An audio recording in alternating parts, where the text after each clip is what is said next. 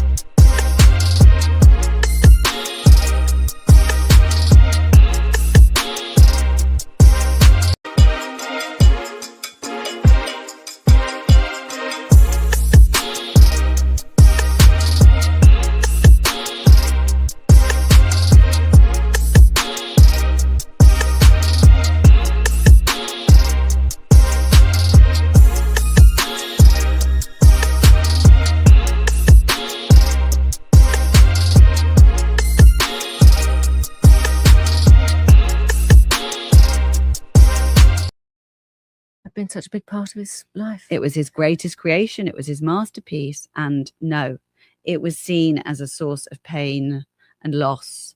And everyone wanted to pretend it had never happened and never existed. If you brought it up, it would just be kind of met with mutterings and dark looks. Until one day at Glastonbury Music Festival, where I am an avid goer, I found myself there in 2009, newly heartbroken, just about to turn 30. And I met this very handsome stranger, as you do. We lost all our friends and we found each other. And we were sort of wandering around the festival, you know, waiting for sunrise, talking. And sometimes I think it's easier to talk to a stranger than to your family, because obviously there's really emotional load there. And he said, oh, you know, my dad played at Glastonbury in the 70s. He was a rock and roll drummer. And so I said, well, you never guess. My dad made the world's largest gold egg. And then he was like, oh. Oh, yeah. Oh, yeah. Oh, yeah. Oh, yeah.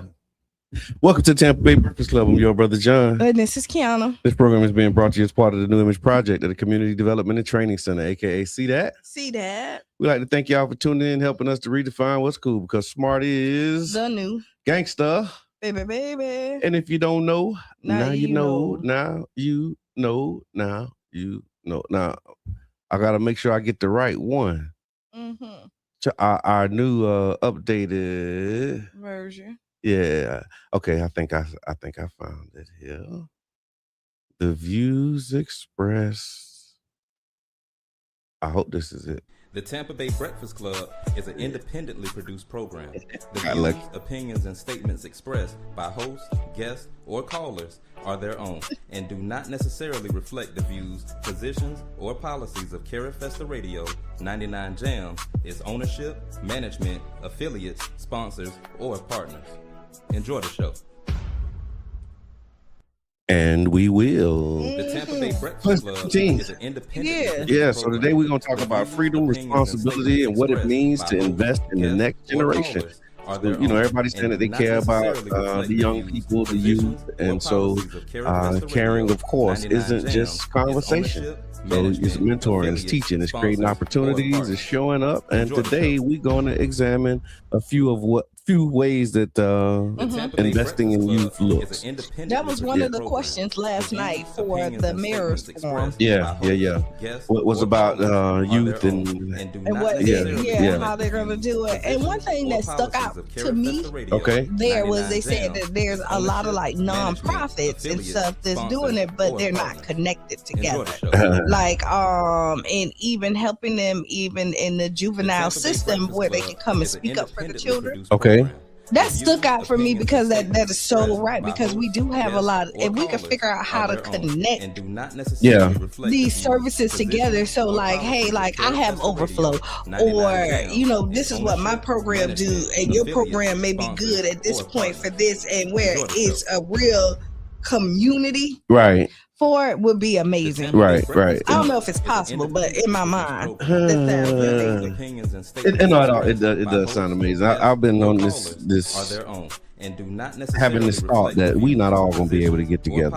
I know that. I do know that. But the ones that can, So like you know, but you don't even worry about the ones that ain't. Yeah, no, because I was, you know, in the message to the black man, the most honorable Elijah Muhammad, he talks about uniting with like-minded individuals, and it's some like-minded individuals, but then it's a whole lot of not like-minded individuals, if that makes sense. It is. And so when you're trying to find people to unite with, you want to make sure that they're like-minded. You do. And we don't have a track record of having like 100% of us being like-minded. But do anybody? No.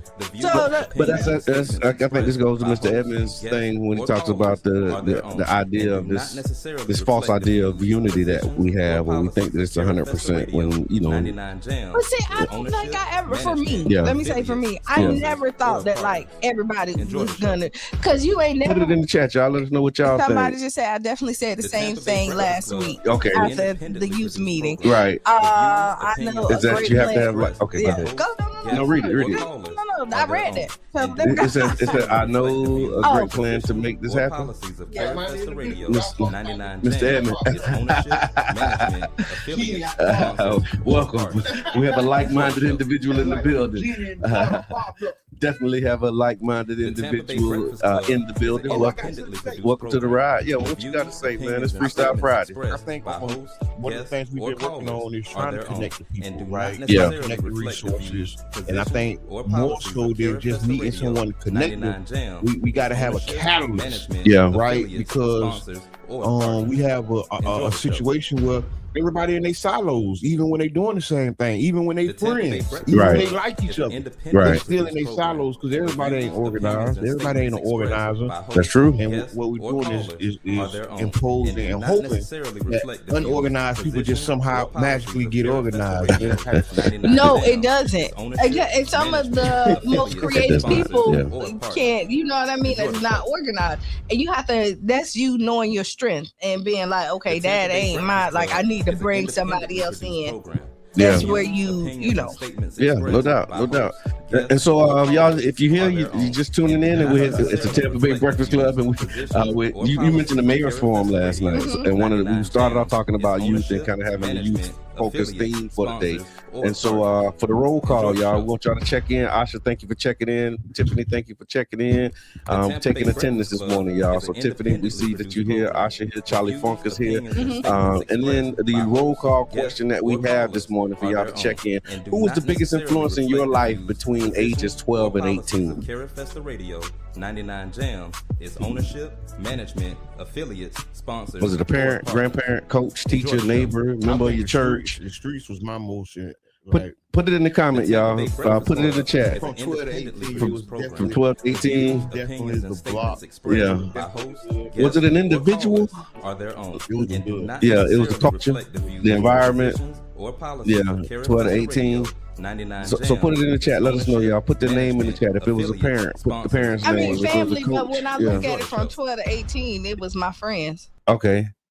Biggest influence from 12 to 18. My friends, like, you know what I mean? Like, I when I was in the 8th grade, I persuaded most of my friends to get a special permit to go to Boca Ciega or get into ROTC with me. Transfer schools and, like, choose electives. Like, so 8th grade, you go to your school. So my zone school at the time would have been Osceola. Okay. But I wanted to go to Boca. Okay. And so I taught my cousin Keisha, Jamisha, like I taught a group of us into going to Boca Ciega, getting a special permit, going to ROTC to go in there. So when I think about like from that 12 to like 18, my influence other than my family was my friends. Received. And so I think, Mr. Edmond, you're kind of right too. 12 to 18. the streets was kind of a big influence. In the music, the culture. Yeah, it was just the culture. I was influenced by the culture a lot. I'm trying to think if there was a particular person. If I had to name a person, 12 to 18, it was Mr. Coach Medici. Shout out to Coach Bob Medici. If I like really had to find a person.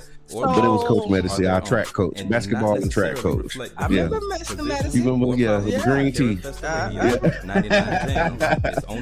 I definitely remember Mr. Medici. Yeah, he was. Thank you for checking in. I think he's still alive. I hope so. No, did we? I think I saw him like for something at my daughter. My daughter was just posted a picture of him on Facebook. Somebody tag Coach Medici, man. If y'all know he out there, put it. Tell him I'm looking for him because I want to say thank you. I want to let him know I appreciate it. So Juneteenth. Today is Juneteenth. It's the Juneteenth story of most people have heard it at this point, but it's also supposed to be a day of freedom. And so for those who haven't heard about Juneteenth, I guess apparently the story goes that this was it was 2 years after the Emancipation Proclamation was read, and then Galveston, Texas, they found out on June 19th, which was 2 years later, that they were free, and I'm gonna put free in air quotes. That don't look good. No, I was gonna say I almost forgot. Today my sister's birthday. Okay, sister birthday. It's Twiggy's birthday. Oh, okay, Twiggy going on Juneteenth. Yeah. How about that? Somebody tag Twiggy. We wishing her a happy birthday. So here's the part of the freedom story that we don't talk about a lot, right? They said slavery has been abolished except as a punishment for a crime.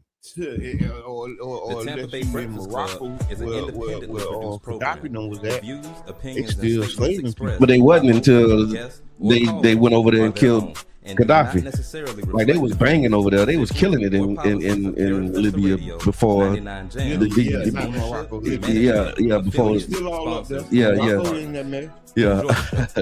But what you're seeing in Libya right now is a direct result of what Hillary Clinton and Barack Obama did.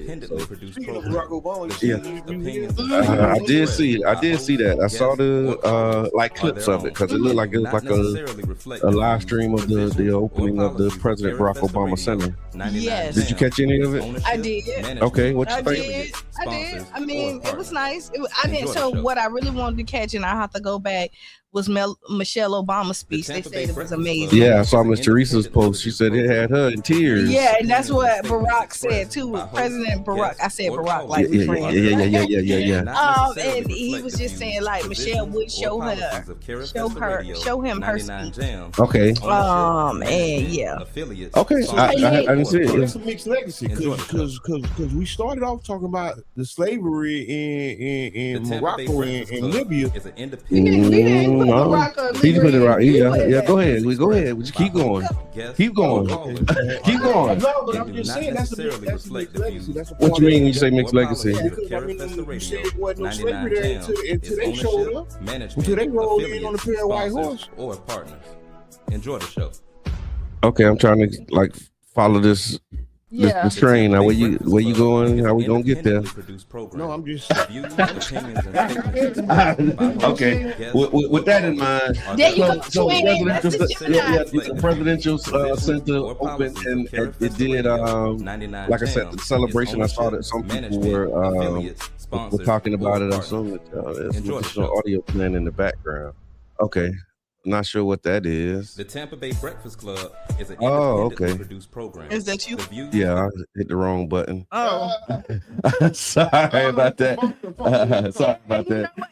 The text and saying something that okay. Miss Teresa put it in the comments. Thank you very much. We had Charlie Funk on the loop. And he said that. He was like, yeah, it's still playing. Okay. He was at it. He said okay. Yeah. Just one. You got to make the implicit explicit. Yeah. Cut that loop off. Hold on, we got a caller. Okay. It's Freestyle Friday. Freestyle Friday. Go ahead, caller. I'm starting early. I can't hear you.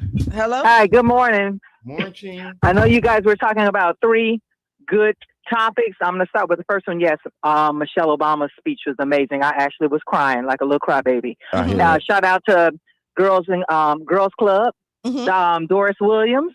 Okay. When you guys were speaking about who impacted your lives and stuff. So shout out to not Girls Inc., Girls, when it was just Girls Club. The Jamestown location, Yale Street location, and the Jordan Park location, guys. You said Yale Street. Okay, yeah.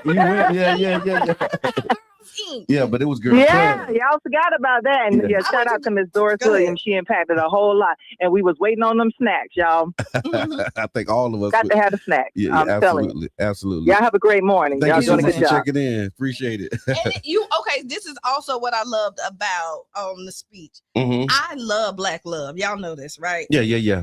And the way that the Obamas love on each other in public, because Barack said the best thing that happened to him in Chicago is meeting Michelle Obama. I mean, hey, and there's a recipe. That is the best thing that happened to him. There's a recipe. There's a recipe.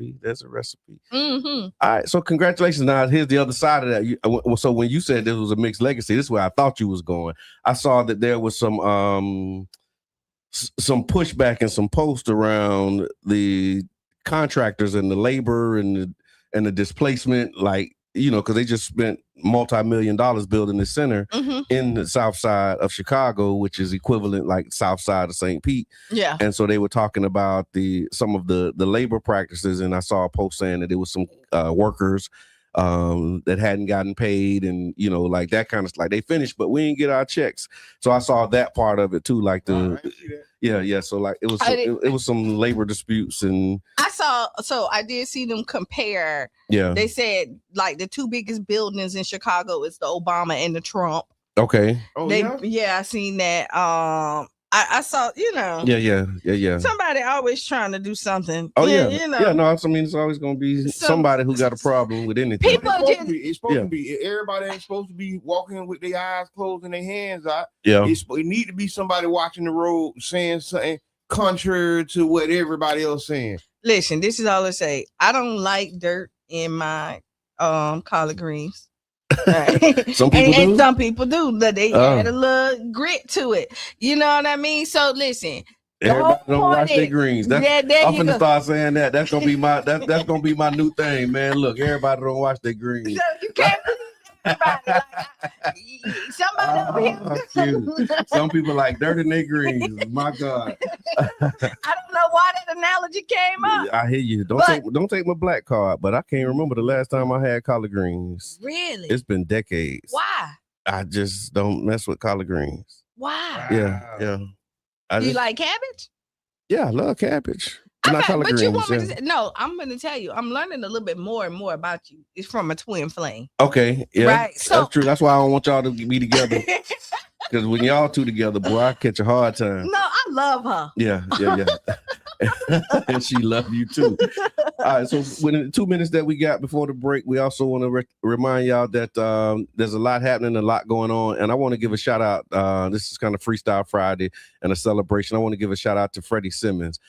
Freddie Simmons actually has started a program. He's stepping up to invest directly in the next generation. For the month of July, he's looking for 2 male teenagers, ages 14 to 17. They will be selected to work with him on an 8-hour day. He's paying them $15 an hour while learning a valuable construction and handyman skills. And so the program is specifically designed for teens living in the Child Spot area who are being raised in a single parent household without a father present, and who has a genuine desire to learn.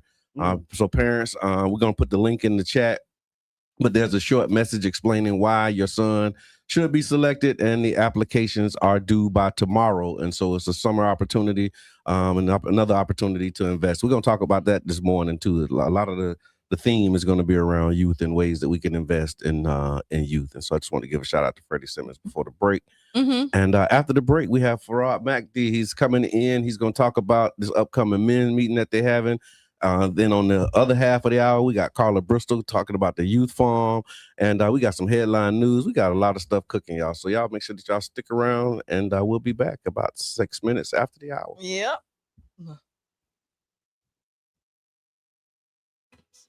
This is the BBC World Service, the world's radio station.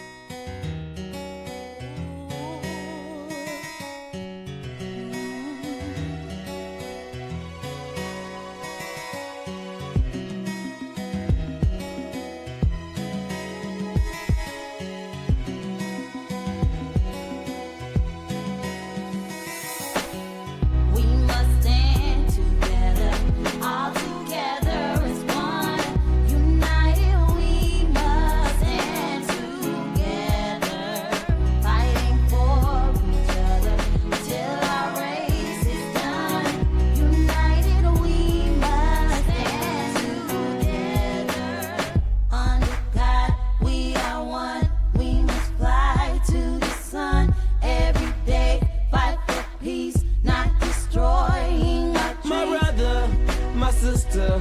I got love for you, no lie. I give my best, I try. Someday we'll touch the sky. You're an angel, look up, baby. Wipe all your tears away. I know it's been crazy, but keep your head up high. Foot chase through the projects, dodging foreign objects. Street knowledge, I should've went to college. Odds stacked against me, surviving off instinct. 3 blocks from the precinct. Lil' homie caught a case, others lost family members. Product of his environment, projects produce violence in the middle of the streets, cause that's how we eat. Just I rap about the trap don't mean I ain't about peace. We must stand together, all together as one. United we must stand together, fighting for each other till our race is done. United we must stand together, under God we are one. We must fly to the sun every day, fight for peace, not destroying our dreams. Peace in the streets, love to my brothers, love to my sisters. We all need each other. Children need their mothers and they need their dads. Taking a life that don't make you bad. The fact that you do that is so sad. Pocket watching, plotting on another man's cash. Pick up a book instead of picking up a gun. Increase your knowledge and that'll increase your funds. If everyone succeeds, then crime would decrease and people would live instead of resting in peace. Unity, that's what we need. Stand up and be a positive force in the community. We are one, we must fly to the sun every day, fight for peace, not destroying our dreams. We must stand together, Must stand together. all together as one. As one people. United we must United, stand we shall rise. fighting for And you fight for me till our race is done. till we see God. United we must United we will rise.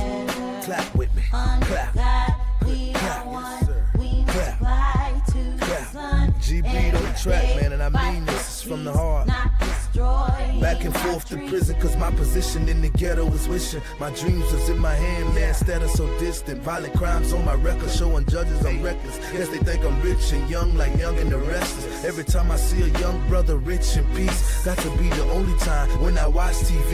Cause the struggling and suffering is all I see. Besides muscling and hustling at war with heat, I point the finger at the devil boy for taking my peace. Cause the only way to live is to take to the streets. But they rate me as a villain for the killing and dealing. For what? My last resort to make me a living. I don't give a damn, tell them so what. I'm gonna survive even if they threaten me with life. The arms of poverty held tight, making life a fight. But in the sky, we got to unite. Keep your head in the sky. We must stand together, all together as one. United we must stand together, fighting for each other till our race is done. United we must stand together, under God we are one. We must fly to the sun every day, fight for peace, not destroying our dream. We must stand together, all together as one. United we must stand together. Years of exile in Spain. The White House called the meeting a first step to a free and open Venezuelan society. The parallel government in Sudan, aligned with the paramilitary Rapid Support Forces, has suspended the operations of the aid group Doctors Without Borders in areas it controls.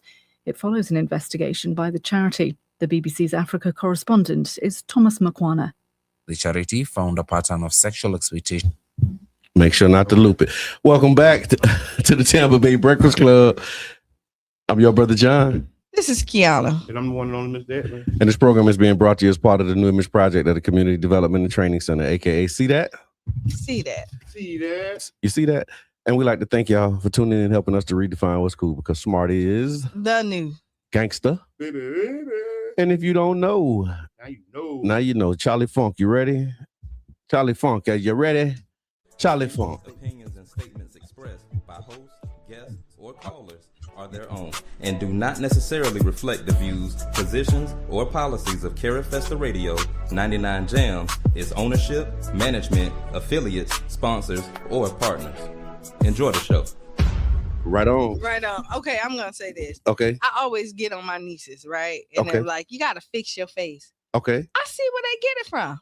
What you mean? Me. Like, I can't. You caught yourself? Yes. You looked at yourself and told yourself you had to fix your own face? Yes, I did. Okay. Well, that self-awareness is a good thing. Yeah. We also have a guest in the building.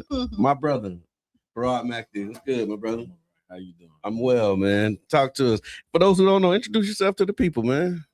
Yes. My name is Farrm McD. I'm a student and member of the Nation of Islam under the Honorable Minister Louis Farrakhan, and I'm actually from Birmingham, Alabama, but I've been staying in the Tampa Bay area since 2019. Mm-hmm. I have a family down here, done major work in the community, working primarily with the youth in Tampa and St. Petersburg, faithfully.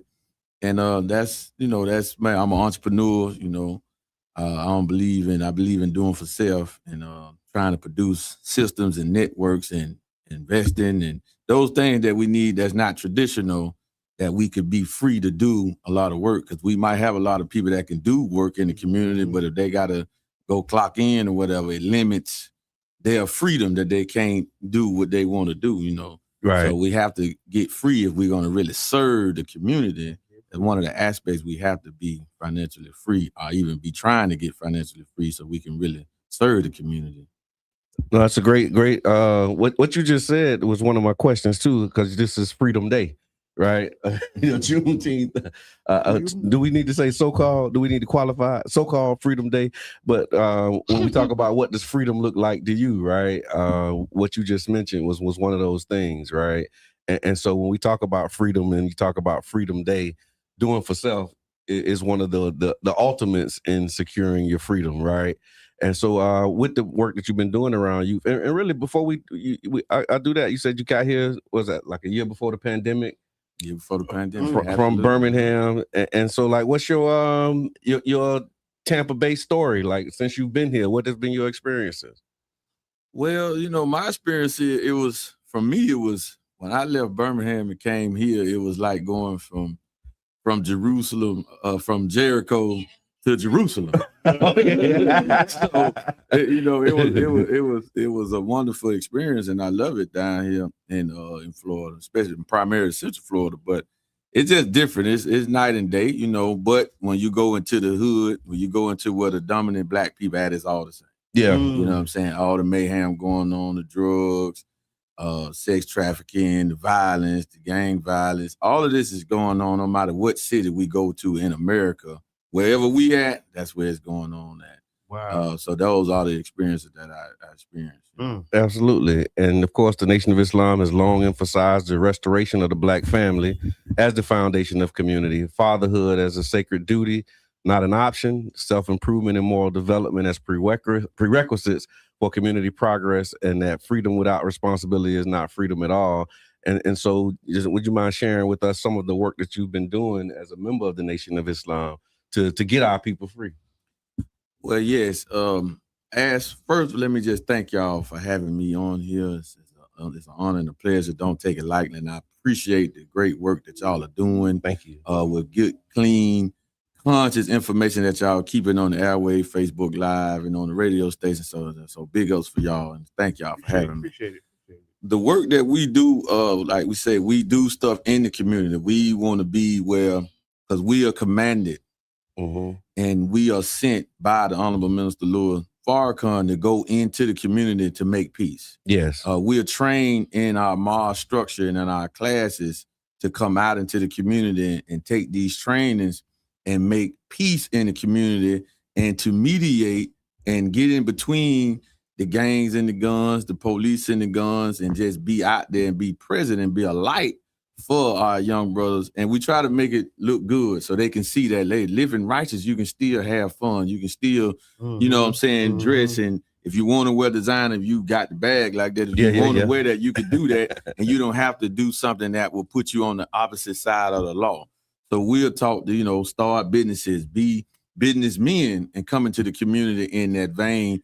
And we come with the Final Call newspaper because it's very vital for the community, the Black community, whether you Hebrew, Christian, Muslim, white, atheist, it don't matter. The Final Call newspaper is for you because it's unbiased, uncut, untampered with news. And it is an establishment that was built by Black men, the Most Honorable Muhammad and the Honorable Minister Louis Farrakhan, and he reestablished it in 1979. So it is a light for us because the reason our community is what it is, how it is because of the misinformation and all of the bad information that we're getting from the white controlled media, and that's very vital. And our people don't know, so they don't even value information as we should, but it's very important. So we go in the community and we work and we strive to be an example, because you can't tell the young brothers or the young sisters, don't do this while you are doing it. So we in the community to be a light to show, no, we are trying to lead. We're leading by example. We're not talking at them. We're talking to them, So our job is to show you why you shouldn't do that rather than trying to tell you not to do that. I love that. And you have an upcoming event, which is tomorrow, all right? Which is tomorrow. Yeah. And so let me just take this. And so tomorrow, point number 12, why the Black youth is the primary target of the United States government. And it's a Juneteenth special men's meeting tomorrow from 2 to 5 at the Enoch Davis Center. Why are you specifically focusing on men? Well, if we go back in time, and the theme that we're doing, because this is our third men's meeting, which will be tomorrow. The theme is one hood under God. We want to bring God to the hood to unite everybody, regardless on what we claim to be. If we all saying we have a God, we should be together. Because nowhere in the scriptures do we see the prophets beefing with other prophets, right? Jesus wasn't beefing with Moses, and Moses wasn't beefing with Abraham, right? So why are we saying that we religious, or we have a religion that we claiming what we beefing for? Right. You know what I'm saying? What we at odds for. We should be working to bring God in the hood, regardless on what we say. So the reason that we are focusing on the men is we did get these instructions last year from our student regional captain down in Miami, who told us to go in the communities and set up men meetings and start talking to the men. Because we go back to 1989, a few years after the Honorable Minister Louis Farrakhan had his vision-like experience, and he set up men's meetings and he started doing Stop the Killing tour. Yeah. This is in 89. Yeah. And then in 1994, the year before the historical Million Man March, the first one, he set up Let Us Make Man meeting. Yeah. And that was all men's meeting. He was going around talking to men, just thousands of men. So now, 32 years later, from 1994, 31 years later from the original Million Man March, where nearly 2 million Black men showed up on the mall in Washington, now we come back to that full circle. Yeah. So now it's time that we have to do it again, because now we done had, nearly 2 generations that might don't know about the Million Man March, might don't know about the work that the Nation of Islam has been doing in the community and saving our people with this word that comes from God.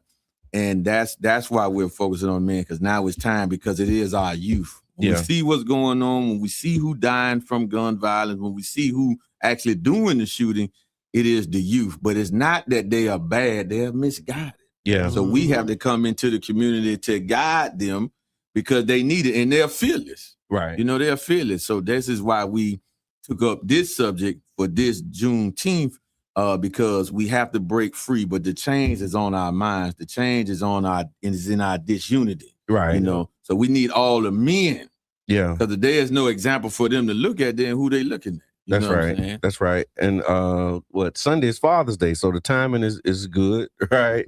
You got Juneteenth on today, and then celebrating all weekend, and then Father's Day is on Sunday. And so calling the men to come out to Enoch Davis tomorrow as a pre-Father's Day activity. Talk to me. Also celebrating all weekend. Yeah. Father's Day all weekend? I mean, but I really like what y'all doing with the men's, because y'all just did it in Charles Park. Now y'all at Enoch Davis Center. So I really want to know about why the Black youth is primarily targeted in the United States. Why? Well, the short of it is because the enemy knows, and this is in Scripture, Bible, in the Holy Quran, that the youth, the Black youth, are the future rulers of this country. So they are targeted by the government of the United States because they know their destiny. So our job is to, I'm one of the youth too, by the way, but our job and our mission and our goal, our agenda is to teach and train the youth for this position. Because the white man not going to get out of it. And then we might hear that. So I want nobody to get strange. We're talking about the white ruling class, right? Okay. We're not talking about your neighbor. Yeah. That you in your gentrified neighborhood. Yeah, your gentrified neighborhood. We're not talking about that person, right? Views expressed. We already, so if a shoe fit, wear it. If not, just leave it alone. Yeah. So we're talking about the ruling class, the ones who make the decisions, right? Okay. You know what I'm saying? The Netanyahu's of the world, the Donald Trumps of the world. We're talking about these are the ones who make decisions. These are the ones who put policies in place. The Bill Clintons of the world, the Hillary Clintons of the world, That's right. Who have outright said what their agenda is. But, we're such a loving, caring people, merciful people that we want to shy away from that. But no, that's where our real enemy is at. But their goal is to stop the youth from hearing this message. They don't want the youth to hear this message because it will connect to their nature. But the youth have to be trained to rule. And with the work that you're doing and seeing that you're out in the community, what are some of the biggest concerns that you have about the youth? Because, a lot of people are concerned with, they need jobs, they need something to do. You got literacy programs. So is there a particular focus that you have that you're working with youth on? Yes, particular focus that we have a training program that we are set to launch no later than August the 1st. You heard it here first. Yeah. Breaking news on the Tampa Bay Breakfast Club. Yes, sir. And it's called MACD Squad Supreme Leadership Academy. Okay. And we're going to train the youth 2 divisions. We started from 5 to 15. That's the junior division. Then we got the advanced division from 16 to 25. So we want to capture the entire youth. You know what I'm saying? Yeah. And start them early into knowing who they are. But we're going to train on multiple things. We're going to train military. We're going to train the knowledge of self. We're going to go over real black history. Yeah. Right? Not Negro history, but black history, right? We're going to go over these things, and we're going to also teach them how to start a brand, how to be creative, how to market on social media. Because we have some of these youth walk around that we see, they got more followers on Instagram than we probably got in here combined. That's right. But they ain't making $1.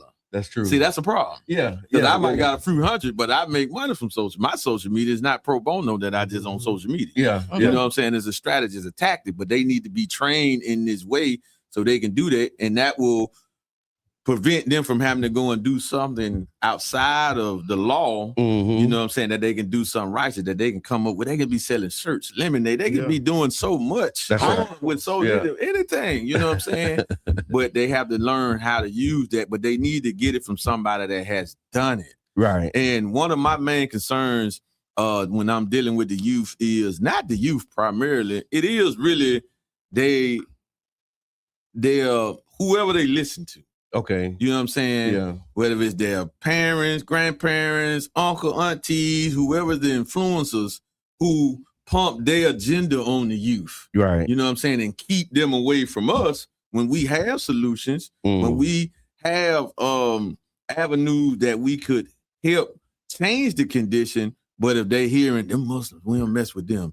Oh, that they this, they that, you know what I'm saying? They did this, they did, just all the slander that comes from other people that when we ask you, well, what are you doing in the community since you telling them this? Yeah. You know what I'm saying? Yeah. You keeping them away. We keep tripping over religion while we still under a ruler, a vicious ruler, while we still letting Pharaoh stay in problem, but we keep tripping over a title. Wow. We're not focusing on the problem and us coming together. Because if I say me being a Muslim, Allah made me a better person. You say Jehovah made you a better person. You say Jesus made you a better person. Well, it's all praise due to God. That's right. Let's come together because we trying to be better, right? That's right. And let's get out here and fight the real enemy because it's not us. Yeah. And that's what my main concern is with the youth is the people that they're around who drop the negative seeds about other black groups that could actually help. Yeah. And it's trying to help. You know what I'm saying? Don't get in the way because now we're standing in our own salvation. We're in the way of our own salvation. That's definitely one of the strategies. Yeah, and that ain't just religion. Like it's so many different ways that they keep us divided. Like we talking about the Democratic and Republican divisions and plantations and all of these things. But to your you're point, wrong for looking that way. You're wrong for looking at, it's just crazy. And then like social media also shows the kids, like you see the parties and all this other stuff. It looks exciting, right? And kids want to be. Grown-ups want to have fun. Do something that's exciting. Right? Yeah. And so when you look at like the hoopah and all that other stuff, the violence and where it gets people attention and social media, you get clickbait if you out there fighting. Yeah. You know what I mean? You out there selling lemonade, ain't nobody clickbaiting. Yeah. You know what I mean? And everybody want that viral moment. That's true. And so with the One Hood Under God, this is the third one in that series of meetings. What kind of response have you been getting from the community? Well, it's been great. From our first one to our second one, it was we had a pause. Okay. So now we are getting back on track. Obstacles come, things happen. We're dealing with our own personal life. You know what I'm saying? So things happen. Yeah. So right now, but we are back. You know what I'm saying? And we have these meetings planned going all the way up until next year. Okay. So we're gonna run this consistently, and they will advance. Like Saturday, we're gonna start it off with a discussion. We let everybody, people stand up briefly and share what they think could help. You know what I'm saying? They might fill out a form on what they ideal on how they could help or how they think they can help the community. Then we have this presentation here. Now, in this presentation here, why the black youth are the primary target of the United States government, we're also going to go into and unpack the real agenda behind the teen takeover. Okay. See, so this is a big thing. You know what I'm saying? Yeah. And these are ways that our enemy is using that to angle at them, and they don't even see it. But they are being set up for slaughter. Yeah. And some of these white supremacists, we're going to just call them what they is, they are coming out right and saying what they want to do. Yeah, what they invite, I saw the one, was that the guy who was running for mayor? James Fishback. Saying that he was going to encouraging his people to come out with their guns and, if the teen takeovers come. Well, he running for governor. Yeah. No, he running for governor. Yeah. They telling you what to, my bad. I don't know if I said it right, but they're actually like planning to get violent and aggressive with these teens during these takeovers. And only our teens. Yeah, of course. Because again, the other teen takeovers, even though they started it, are teen gatherings. Oh yeah. Like they're not making smart decisions. We are criminals. Yeah. And the kids, like you say, they see our children as adults and look at them and want to criminalize them. They see their children as adolescents and that they need to be molded into good citizens. So they're just making bad decisions. And the way that they talk about our teens and their teens let you know who they trying to get rid of. I think it's like the super predators all over again. Yeah. They're just trying to angle, blame them, and then put some trumped up charges on them, fill their prisons back up. A lot of people don't know the prisons ain't filled like they used to be. Right. Kids ain't going to jail. Old men ain't going to jail like they used to be. That's right. Ain't no back and forth like it used to be, right? And so that means less heads in beds. So what they need to do, they need to trump up some charges, make some cases, and fill them beds. That's what they're working on. And I want to thank you, sister, for that, because I did not know that. So you just taught me something, because I did not know that came from them teen gatherings from the white teenagers. Yeah. But they called our teen takeover. We taking over what? Yeah. You know what I'm saying? And they were teen takeovers too, but they just, how they reworded. And you see how mainstream media, they will go in and the way that they paint us and the way that they paint them, we can do this exact same thing, but we are the criminals and they make the mistakes. So, hey, caller, introduce yourself. Hey, y'all, this is comedian Damian Davis. What's going on this morning? What's good with you? We're talking about black youth and why the black youth is the primary target of the United States government. What's your take, my brother? Okay, see, this is what I'm trying to tell you. See, a lot of these black folks, they ain't learned about Juneteenth because they're seeing that in the home and no pandemic. So Father's Day is right around the corner. I see a lot of Juneteenth events, and I think a lot of black fathers, you know what I'm saying, they trying to separate the two. You got to know that the fathers need to be in the house. Because with these kids these days, the proximities, it's proximity is a word, babe. So it's because at the same time, if you take the father out the familyhood and focus on the Juneteenth, where's the structure with the black man trying to take the family and bring it back to the root and be the band around the house? The band around the house. Wait, I do got the script together. I'm the father. I'm trying to tell you. So that's what I'm getting to the TV. we got a guest here. He got limited time. So thank you for calling. Give us a call back after the break. The father and the mother. You got the father and the mother in the back. With the father around the house, and the kids. He trying to talk, but she telling him what to say. Y'all can hear none of that. Okay, so hey, David. Yeah, we got it. Yeah, all right, we'll talk about it. Appreciate you. So basically, you got comedian Damian Davis. He's talking about Father's Day in Juneteenth, and his wife is in the back. Said that ain't what they talking about. They talking about the youth takeovers, and so yeah, they got. But what his message was: join Juneteenth and fathers, and you need fathers in the household. Yeah, that's what I got from it. Long story short. Yeah. So if you're just tuning in, we here with brother farrm MacD. He's talking about one hood under God, and the theme for tomorrow's meeting is why the black youth is the primary target of the United States government. It's a Juneteenth special men's meeting tomorrow, 2 p.m. to 5 p.m. at the Enoch Davis Center. You providing free food, of course. And was the choice to do it on this weekend, was that strategic, or did it just kind of fall in line with what you were already doing? It was. And when we was planning it, we did plan it for this, and then we had a thought, well, let's do it on the 27th.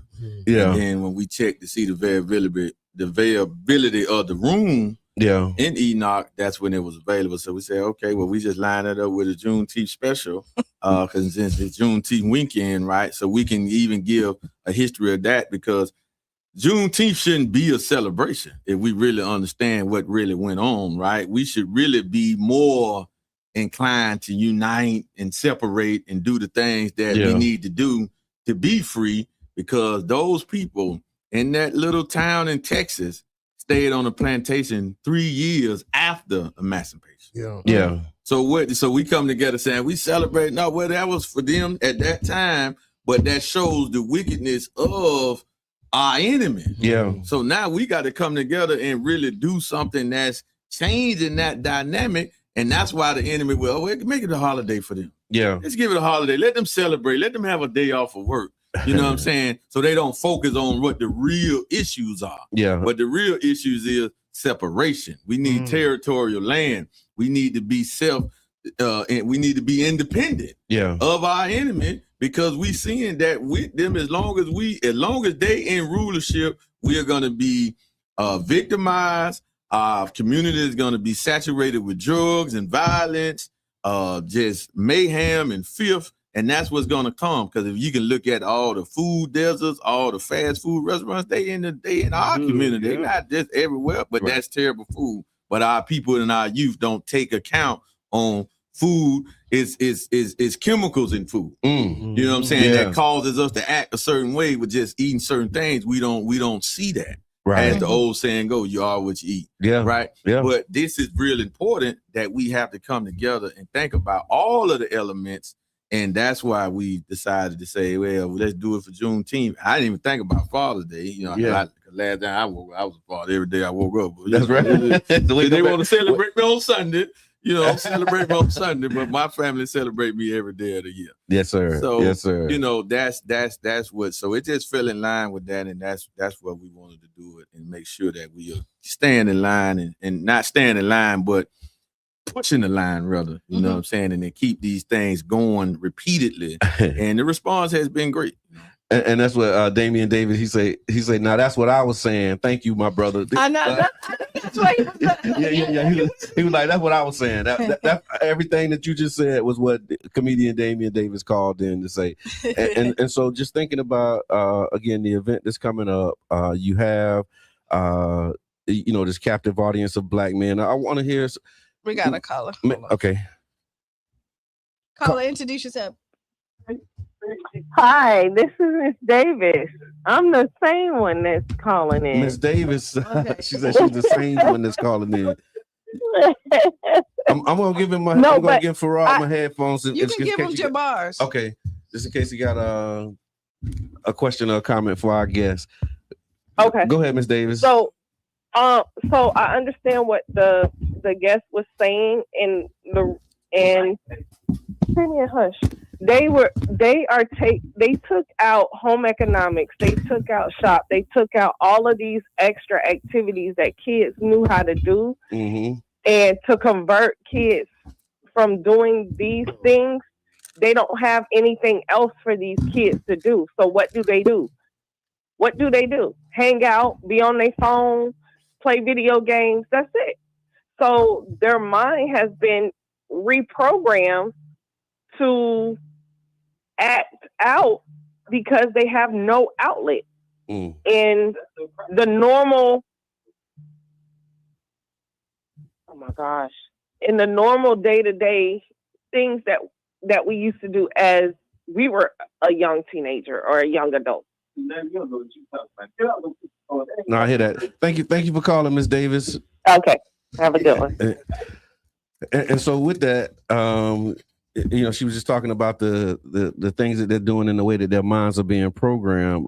Just maybe walk us through like what your experience is as you're working through, some of those challenges as you're working with the youth. Like, have you had, somebody who who come in one way and then they go out another way? And what was that like? What were some of the challenges and highlights of that? Yes, sir. So the Most Honorable Muhammad teach us that the Black man and woman, we are militant by nature. Okay. So dealing with the youth, you do have to let them do what they want to do.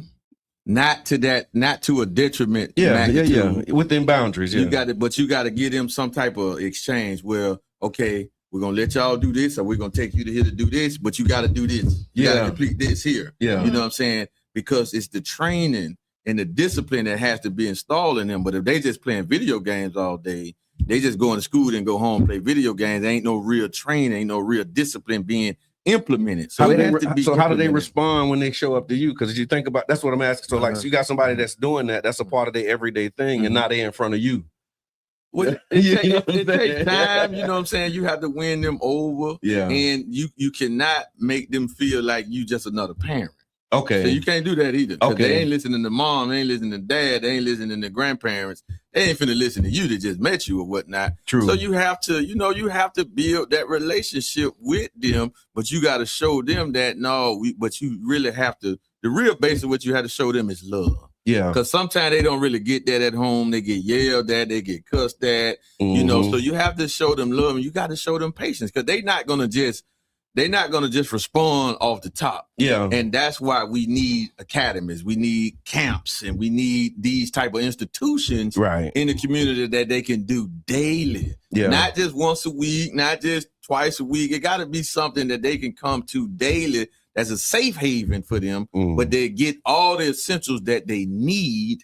And once we set that up, then now they have it. You know what I'm saying? They can always come here to get this thing here. So like I said, we had a center where everything that the youth want to do is in this center, but it's set up on certain days. And then they had to do certain assignments to participate with this. They say they want to rap. We got a rap studio in there, right? Right. For you to have an hour in there on Wednesday night, you had to come Tuesday to get this training. That's right. You know what I'm saying? Right. So you have to set it up like that, and they will respond to that. So even when I have talked to them about these things, because it takes resources, it takes time, you know what I'm saying? It takes finances to produce these type of institutions. right? Because we know we ain't gonna go to the bank and get no funding for this type of stuff. You know what I'm saying? Not no real money. You know what I'm saying? That can set up where we can buy these buildings that's popping up. Well, you can be free, and then we can pay the staff. Because I'm one man, I can't do all this training myself.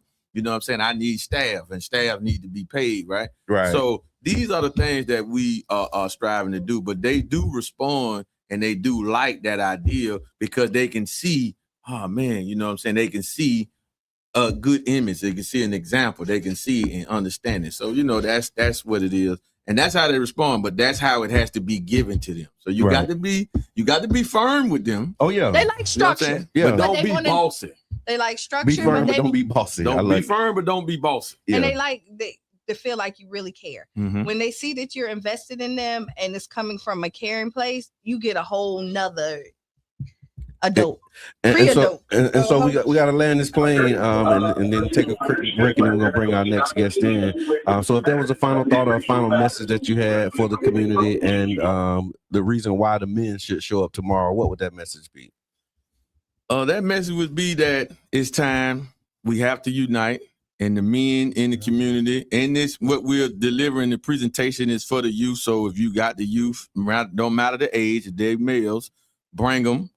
And we got to unite. We got to get aside our differences, because if we don't come together and start thinking about self-governing ourselves, then there's nothing coming. There's nothing coming out of City Halls, definitely nothing coming out of Washington, D.C.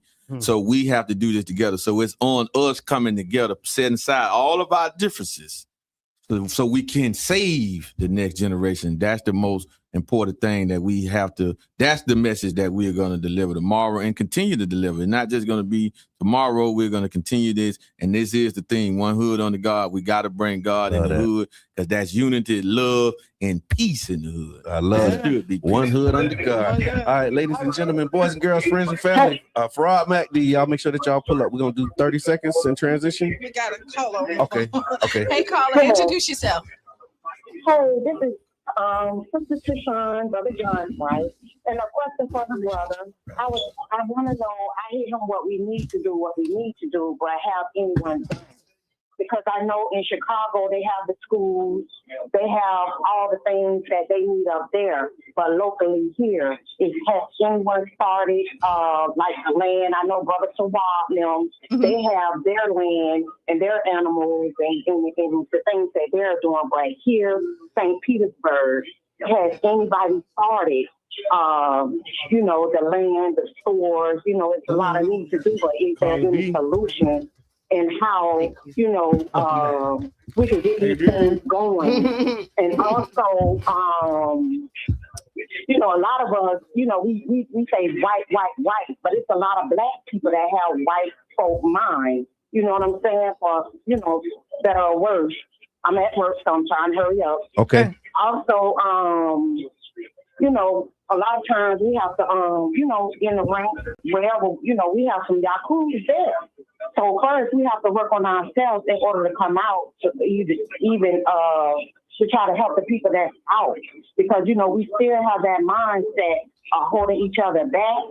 So, freedom, justice, and equality, what does that really mean? You know what I mean? I do know what you mean. Inside the mosque, inside the four walls, but the work is on the outside of the mosque where the people are. So, Amen. I understand that it's like limited and certain things that could be done, but truly and honestly, like what really is freedom, justice, and equality when it all boils down to it. Thank you for that, my sunshine. She had her question was, Okay. So her question was, and she was asking the brother before he left. Okay. Is there any, like in Chicago, they bought land so that they can farm and have their, is there anything that's happening here like that? The answer is yes. Yeah. It's happening over in what's it called? Plant City. Yeah. In Plant City. Zamzam. Yeah. Okay, there we go. Zamzam Farms. Yeah. And shout out to Brother Sawab. Shout out to Brother Ray, Brother Tony. And they're doing some amazing things too. So that, like, I just got a text from them that they had lamb coming out of there. They got chickens, eggs. So they have some acres of land in Central Florida. What you said, it's Plant City. Plant City. Zam Zam Farms, and they're doing some amazing work. And so, yes, it is happening. I think it definitely can stand to be scaled. But like I said, I got the text, and the text came and it said, "Hey, we got some lamb, we got some I actually posted so y'all can see it, but maybe a day later it said they were sold out. So there's that. But yeah, it's actually happening. So second phase, second half, the third quarter, we got the one and only Carla B in the building. Good morning, family, and happy anniversary, I'm told. Yes. So we got the Tampa Bay Breakfast Club anniversary is next week, and so Carla B did a season or two with the Tampa Bay Breakfast Club. Yeah. And now you're here to talk about the 7th anniversary of the St. Pete Youth Farm. What's going on at the farm? Well, we 7 years strong. We've completed 7 years. I knew we would be here. So we weren't ever going to take our foot off the gas. Right on. And so we're grateful for the community support, for all the young people that we get to touch. For those of you who don't know, teens are hired and paid at the youth farm. But we also accept any teens that want to volunteer. We also accept any teens that need court-ordered hours, no questions asked. On any given day, maybe we have 3 or 4 teens that need court-ordered hours. And in some instances, that could result, if we have an opening, in a job. Most of those young people, as they come and begin to do their volunteer hours and do the work, within a day or so, they're usually asking, how could I work here? So yes, they're learning agriculture, but I'll tell you, this past 2 weeks of us getting into our summer programming, it was everything from chess. So last summer, our teens learned how to play chess. This summer, a lot of new teens, they're also learning how to play chess, and we're going to have a competition at the very end of the summer. But they're getting Tai Chi. They're learning, they're still getting mindful movement with urban yoga. They're getting learning how to cook. They're harvesting. They're planting. It is truly a rich program. And one of the things I want to say is, last night I was somewhere and I was talking to a woman, and she said, "Hey, the group that just came to the farm, and by the way, this group came from Cape Coral." Okay. Right? So a group of young people from Cape Coral, this is how they're beginning their summer. And the first stop after their many hours of driving was to the youth farm. And that person had already gotten the feedback, because she said she saw them later that evening, and they're like, they were blown away by the experience they got to have, right? We cooked together. We sat and ate together, and I don't know what they were expecting, but that's a lot of what they got. And you can hear the oohs and ahs on, being able to eat food that's flavored from the farm. We made we made pesto together, so they were able to harvest Cuban oregano. We made pesto, so it was. But that's like essentially thousands of people have been through the farm. Hundreds of young people have been hired and paid over the years. And the farm, which was 6 lots, 0.83 acres of land, has been and is continuing to be developed. Yeah. So, and I want to just pause for a second for those who may have missed it. They see and hear the right now stories of the youth farm. But they may not know some of the origin stories, right? And so we're thinking about like 7 years ago, 8 years ago, we were doing New Deal for St. Pete, advocating for cooperatively owned businesses, starting with a grocery co-op in South St. Pete. The other part of that, the double click on that, was we were talking about youth co-ops and creating youth cooperatives, and then being able to teach youth agriculture and business using the cooperative model. So this was kind of the organizing that was happening. City began planning, working with the community in 2017. City Council approved, I think, like the first $200,000 from the CRA in December of 2018, and then started moving forward. And I just wanted to pause for a minute to talk about the importance of our engagement, right? Because the funding for the youth farm is the South St. Pete CRA primarily, and I think it's been maybe like $2 million. But the CRA itself was an advocacy effort. You know what I mean, to create and so to have and then continued advocacy to have these programs funded. And so for people who may be listening to this and they say, well, those people not gonna do anything for us, and we got to do this stuff for ourselves. And we do. But here's an example of when we collaborate and we work together. And so you're hearing about the 7th anniversary of the Youth Farm. A lot of people may not know the origin story of the funding source, right? Correct. The funding source was advocated for by community working with local elected officials to create the source to pay for these programs, because that's what we were saying. See, it ain't all bad. It ain't all bad. We were saying at the time, we have great ideas, but we don't have the resources to pay for it. Shout out to Larry Newsom, say, well, the CRA is a mechanism. Advocated for that. Then we advocated for the youth program, and now we have a way that we can pay for and sustain the youth program. And so, like, there's a context in which the youth farm exists. And I think a lot of people miss that when they show up to the farm. And I want to just like take a minute to have my Snoop Dogg moment. I want to thank me. Ooh. I want to thank you. Facts. I want to These are thank you. Like, These are facts. you know what I mean? Like, because I'm realizing now, if I don't do it, ain't nobody else gonna do it. Ain't Right. nobody gonna say, hey, 7 years ago, y'all was the ones that was in these meetings. You all were the ones that were bringing us together. We the ones that called and say, hey, Carla. Yeah, Carla. I got the phone calls, and I said, it's not me. Yeah. Y'all must be kidding. I don't farm. I don't have a green thumb. What y'all talking about? And look at you now. 7 years later. Well, and I got some mulberries, y'all. Come on, yeah, man. that's right. You're getting fruit trees. You push your product. So, but you know what though? Like 7 years ago, we all could look around and remember, like within the last, I think 5 years or so, we're saying, where did all the mangoes go and stuff? Yep. But look, let's be honest. I do a lot of walking, as y'all know. Yeah. And the trees are dripping with mangoes all over our city. Yeah. Somebody brought me a bag full of what do you call it? Lychee yesterday. Okay. And I said, oh my gosh, this is great. Where'd you get this from? And I'm thinking they were going to say they got it under the underpass. Yeah.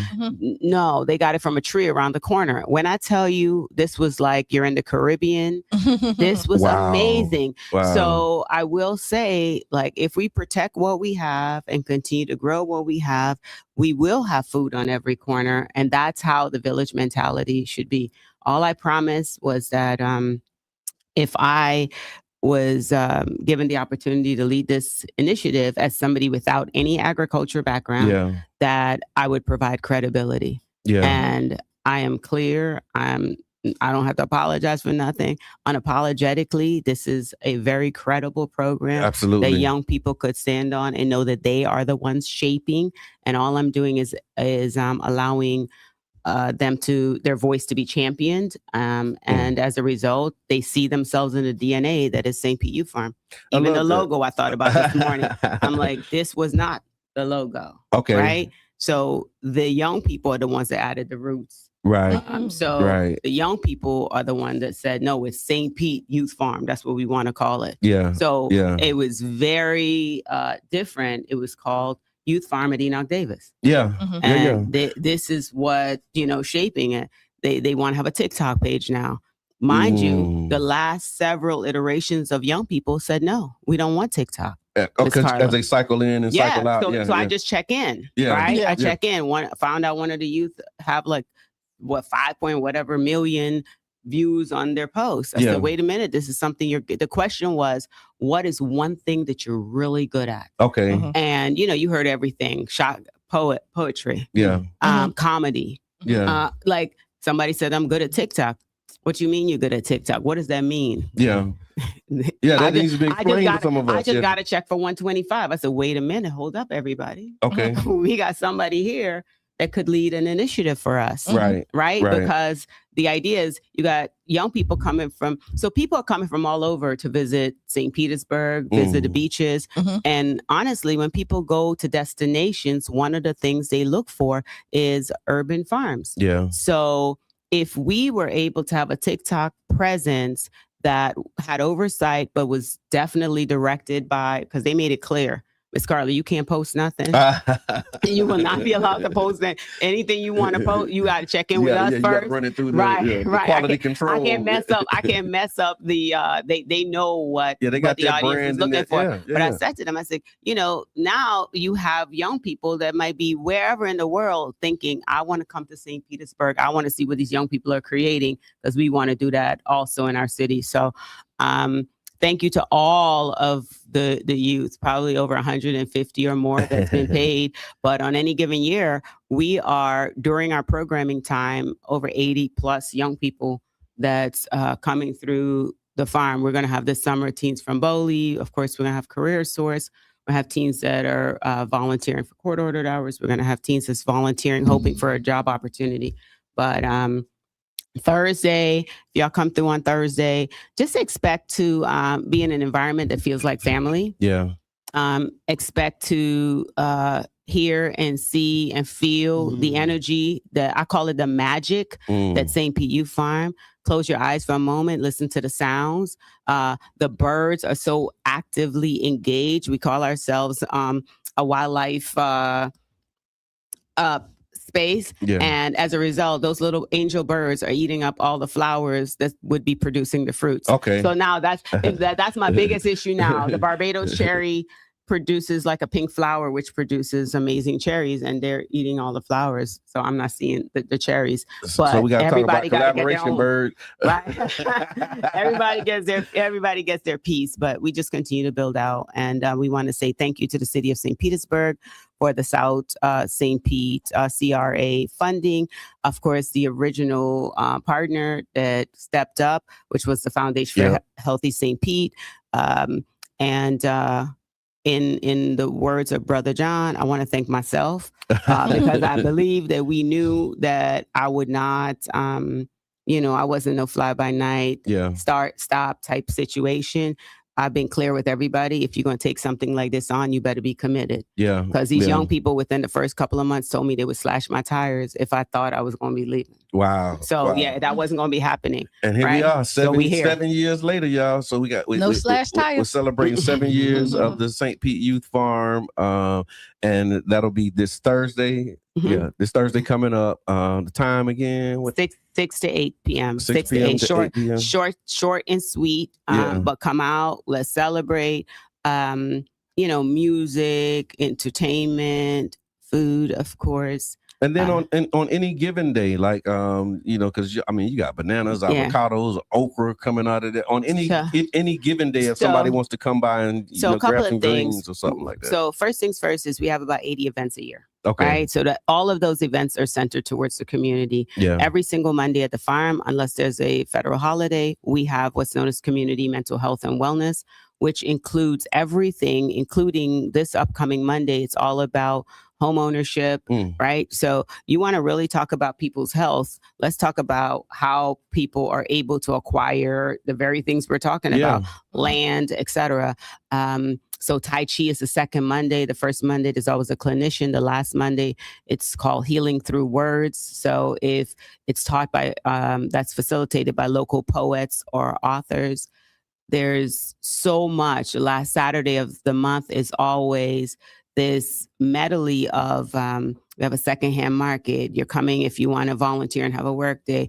You're coming because you might be coming to the sourdough bread making workshop or the batik workshop or the lotion workshop, etc. So the goal is for sure to help our community understand the importance of nutrition, not just eating food, because if I give you food, how you prepare the food, that's a whole nother conversation. So in the summers, it's not typically when you find most of the crops. In the fall and the spring, everything that you like is typically at the farm.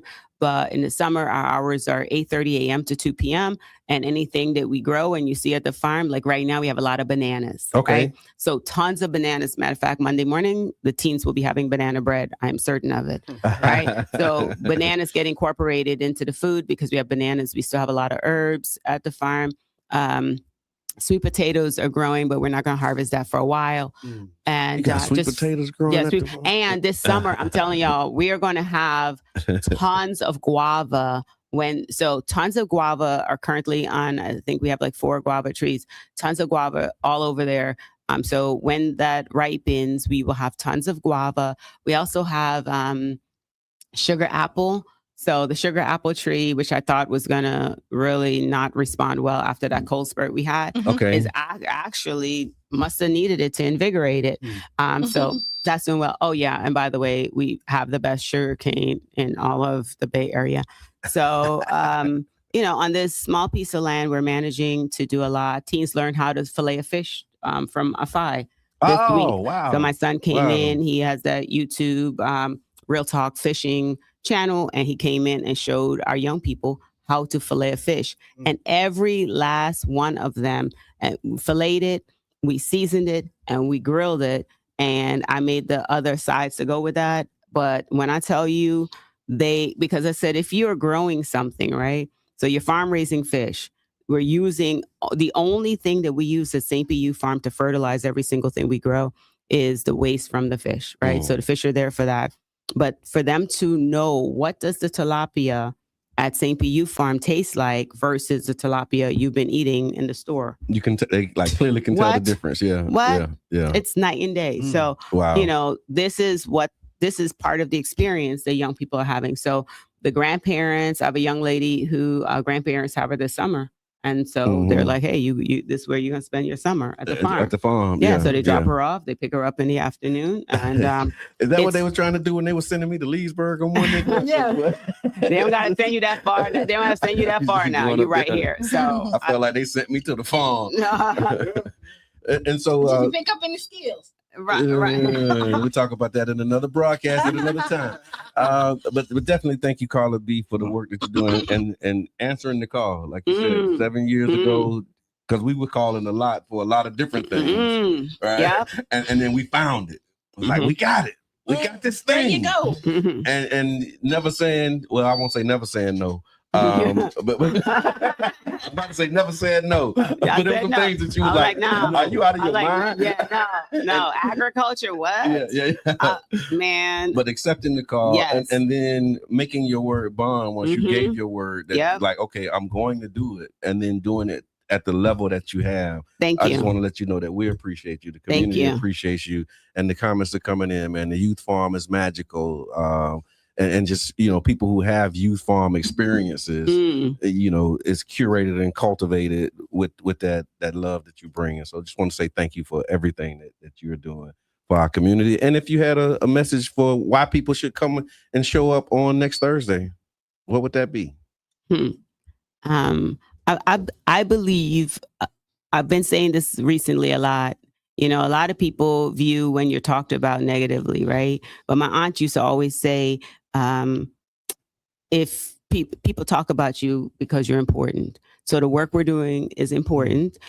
People should be sharing that. I don't believe that if there's a sale, we should keep it quiet. Right. So the fact that in our community, and the fact that I'm telling you, people are driving for hours to get to the farm, and you live right here. Bus loads of people come over from Tampa. Schools bring bus loads of people, right, of their young people from Tampa, multiple schools in Tampa. So everyone in St. Pete should make it their business, really, to say we have an asset. It's a community asset. It's funded by the city. Nobody's starving about it, right? We're working. We're raising money. People are donating because they see the impact of the work. So I just encourage you to not just hear us talk about it. Come see, experience it for yourself. Come to one of our amazing Monday evening workshops. Trust me, after a day of work, I could be home on Monday evening. But if I know that our community needs not just our teens, which have gotten mental health support for the last 6.5 years of 7 years, it's part of what we do. In building young people, we want to build a community. Come engage. Right on. All right. That's it. That's it. Look, my 9 o'clock is 9 o'clock. So thank you again for tuning in, y'all. And thank you for jumping into the conversation. Y'all check in if you was here. Let us know that you were here. Tiffany, I saw that you was here. I seen Miss Teresa in the comments. Sharonda, always present. Yubi, thank you for your contributions. Roll call. Stay tuned for Sister Hughes. Make you lose your shoes. Shout out around the house. This has been the Tampa Bay Breakfast Club. I'm your brother John. And this is Qiana. And I'm the one and only Mr. Edmund. And we out.